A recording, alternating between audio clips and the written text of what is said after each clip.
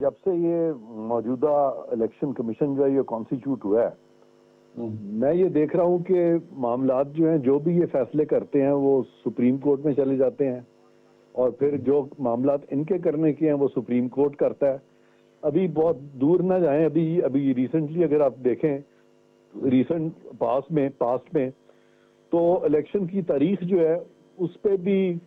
بہت زیادہ کنفیوژن مچا، اور گو کہ میری ہمیشہ سے یہی رائے رہی تھی کہ یہ ان معاملات میں الیکشن کمیشن کا دائرہ اختیار ہے، تاریخ انہوں نے دینی ہے، لیکن سپریم کورٹ نے کہہ دیا کہ نہیں، تاریخ جو ہے وہ تو کبھی کا صدر دیں گے، کبھی کا گورنر دیں گے، کبھی انہوں نے خود دے دی۔ تو یہ جو ایک کیوس ہوا ہے اس طرح کے معاملات کا عدالتوں میں، کیونکہ عدالتوں میں بہت ساری نظیریں اور آپس میں ان کا ٹکراؤ ہے، اور وہ ایک کنفیوژن پھیلا ہوا ہے، اور الیکشن کمیشن جو کچھ بھی اقدام کرتی ہے وہ چیلنج ہوتا ہے، حالانکہ ان معاملات میں الیکشن کمیشن خود مختار ہے، اور کس کا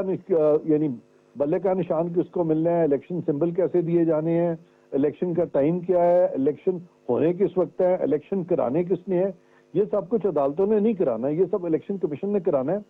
لیکن اب اس ملک میں سالہ سال سے یہ ایک فضا قائم ہو چکی ہے جو کہ اب اور زیادہ خراب ہو گئی ہے، اس میں فضائی آلودگی بڑھ گئی ہے، اور میں دیکھ رہا ہوں کہ یہ جو انٹرفیئرنس ہے عدالتوں کی طرف سے وہ اور بڑھ رہی ہے۔ اب اس میں قصور الیکشن کمیشن کا ہے یا عدالتوں کا ہے؟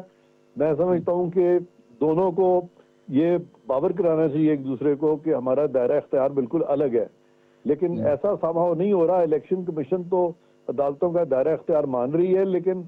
عدالتیں جو ہیں وہ الیکشن کمیشن کے دائرہ اختیار جو ہے اس کو بالکل ملوث خاطر نہیں رکھ رہے۔